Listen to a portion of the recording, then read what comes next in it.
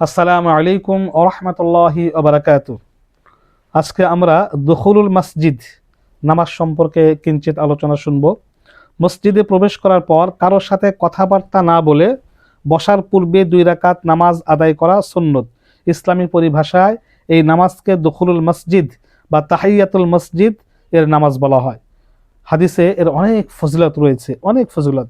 এই নামাজের নিয়ত, আমি 2 রাকাত দুখুলুল বা তাহিয়াতুল মসজিদের নামাজ আদায় করছি, আল্লাহু আকবার, বা দুখুলুল মসজিদ নামাজ আদায় করছি, আল্লাহু আকবার। মসজিদে প্রবেশ করেই 2 রাকাত নামাজ পড়া সুন্নত।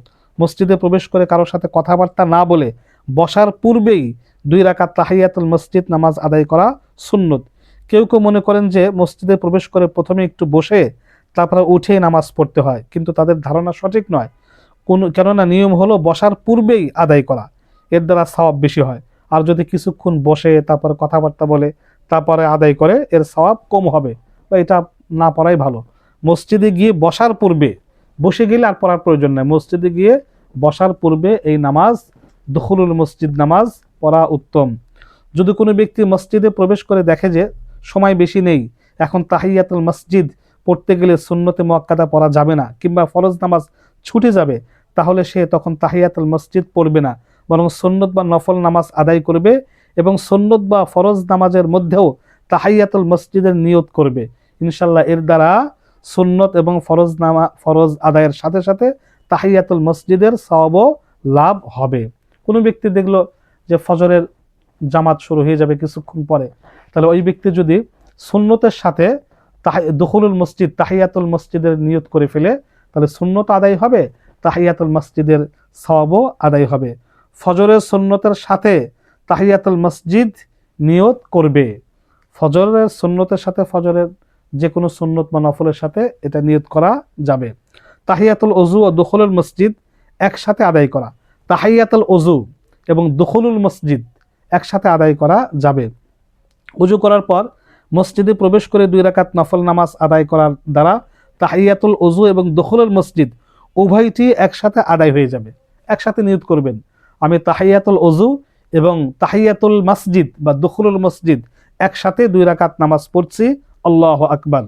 মসজিদে প্রবেশ করে যে কোনো নামাজ পড়লেই দুটি আদায় হয়ে যাবে। মসজিদে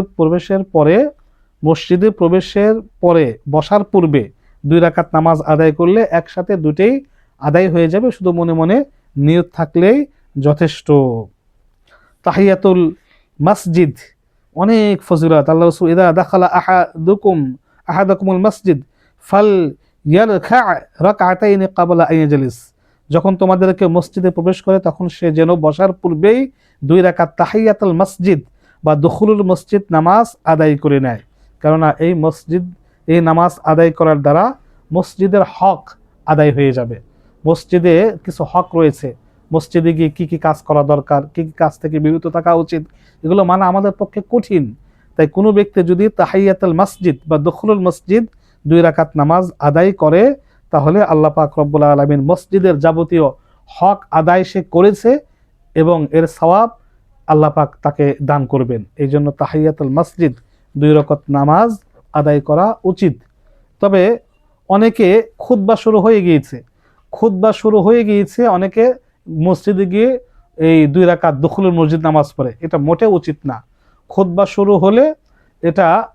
শুরু হওয়ার পরে তখন নিয়ম হলো বসে মনোযোগ সহকারে খুতবা শ্রবণ করা, ওই সময় আর দুখুলুল মসজিদ নামাজ আদায় করতে হবে না।